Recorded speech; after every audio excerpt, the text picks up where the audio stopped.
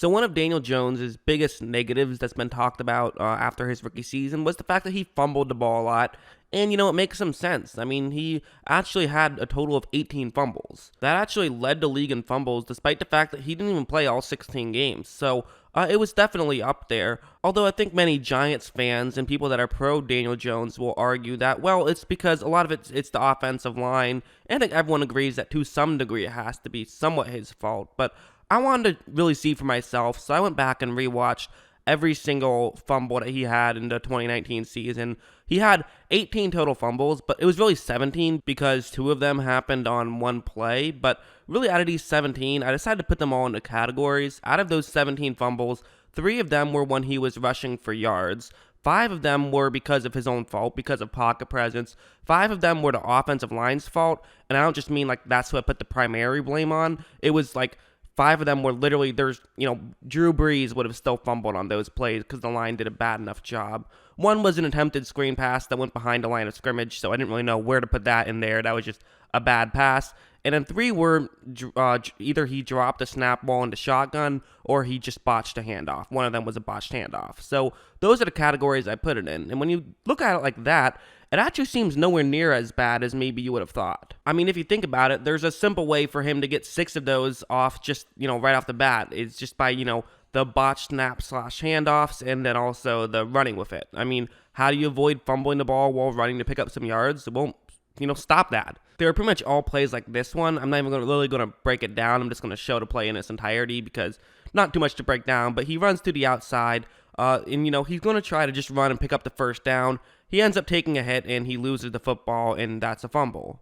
That's a mistake, a rookie mistake for sure, but you have to figure as he plays more and more, he's not going to botch as many snaps, he's not going to botch as many handoffs, and he's not going to try to dive to pick up those yards and get a fumble, and that one was even in desperation time. So you have to imagine that those will get, taken out as he gets older. You also have to imagine that when they went out and drafted Andrew Thomas, someone who, in my opinion, was the best tackle in the draft last year, he's going to help the offensive line, you'd think.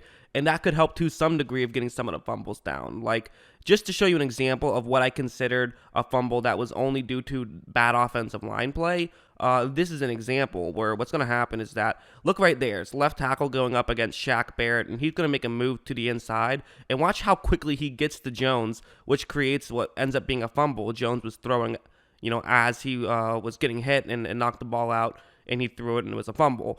That's the kind of thing where it's like, how can you really blame Daniel Jones for that? Sometimes pressure just comes so quickly. It's like, I mean, and you have to be throwing the ball. He actually got rid of the ball pretty quickly too, but it was just bad luck and just a, bad play by his teammate. So that's what I would show if it was a bad offensive line play. That's the only example. If there's like pretty much nothing he could have done. This is an example of what I would consider a bad pocket presence play.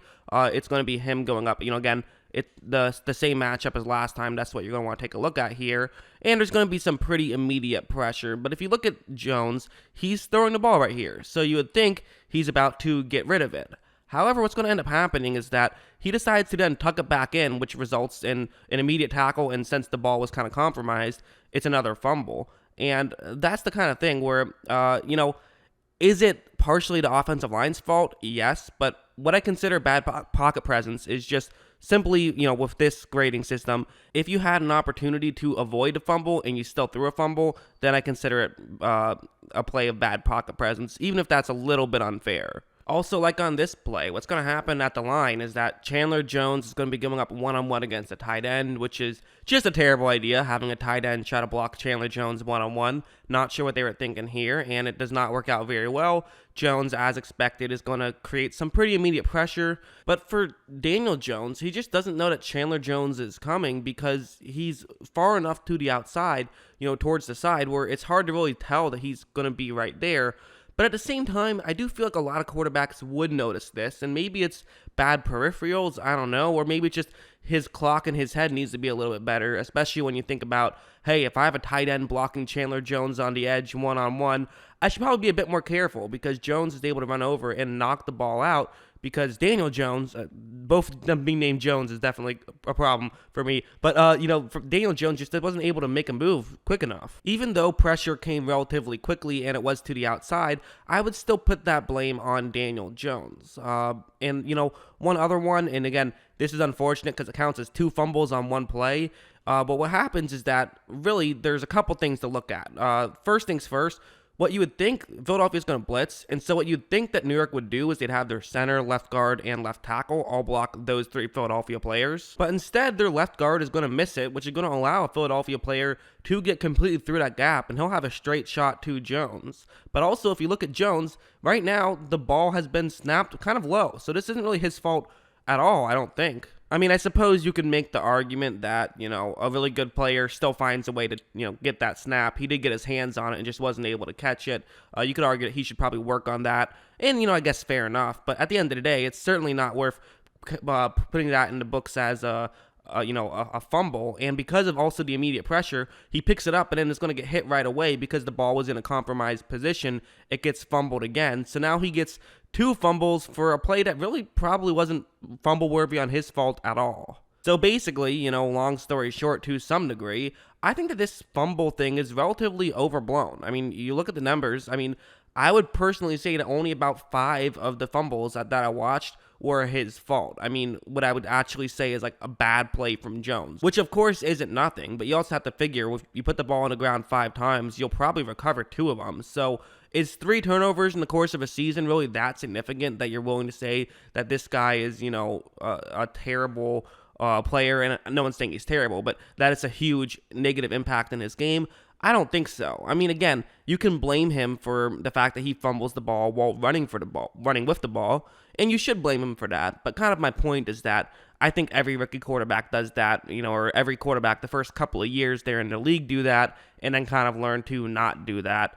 So I expect him to be the same. I think for the pocket presence, maybe he'll get better, maybe he won't, but I don't think it's that big of a deal right now. There is one other thing that you could give him blame for, or you could give the Giants coaching staff blame for, or whoever, I don't know, but, what I'm talking about is something like this, where you're going to see that Jamal Adams is going to go right on the line, and he's going to try to rush the passer. It's going to be a blitz on this play. And, for Jamal Adams, he is going to try and rush the passer, and he's the kind of guy where when he rushes the passer, you have to make sure you have a plan for him because he's not the kind of guy you can just overlook. Sometimes when a safety rushes the passer, you can kind of be a little bit more lackadaisical about, worrying about him and say, okay, you're rushing the passer, whatever.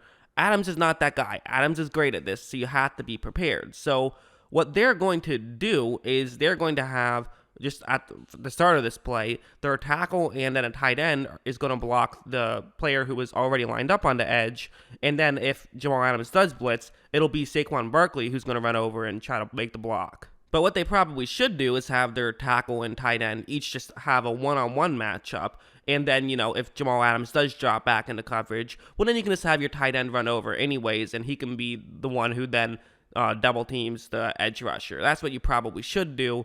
They might have wanted to have their tight end run a route, but, doing this frees up Saquon Barkley, who he can be a check down route, and he's probably better after getting the catch anyways. But instead, Barkley's going to run over to block Adams, and he just isn't able to do that. And again, that resulted in a fumble. Barkley was able to recover it, but a fumble was a fumble. And, also a sack isn't very great. And so, for this fumbling problem thing, part of it, you can make the argument, and I think you should probably make a bigger argument, that it's less pocket presence and more just pocket protection. It's more protection on the line. There's a few reasons why this play could have gone wrong. One could have been they just didn't see Jamal Adams get to the line, and they didn't, because he didn't come up to the line until right before the ball was snapped.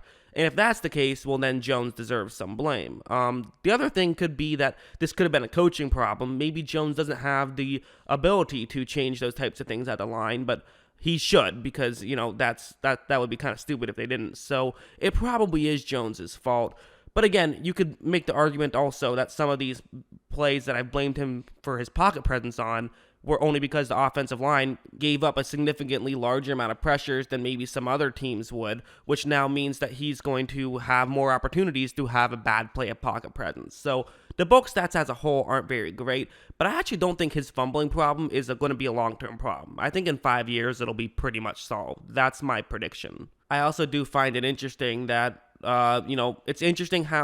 it's interesting who we make excuses for. I've said this before. Certain guys we make excuses for, certain guys we don't. And it seems like we're not making an excuse for Daniel Jones for having a fumbling problem. Well, hey, Carson Wentz had one less fumble last year in 2019, and nobody blames him, despite the fact that that Eagles offensive line was better than the Giants offensive line. So, again, let's not freak out over a young player who has one flaw in his game that isn't even that bad when you actually go back and watch the tape. He had a great rookie season. Again, there's a long list of people who have had great rookie seasons and then never ended up being actually great. So let's not, also jump the gun too far on that side either. But there's certainly plenty of reason for optimism for the Giants. But that's just what I think. What do you guys think? Let me know in the comments below. What do you think of Jones's fumbling problem? Is it a bigger problem than I'm saying, or do you think I'm right and it's not actually a big deal? He's just kind of a rookie and made a couple of bad plays. Let me know in the comments below. And of course, as always,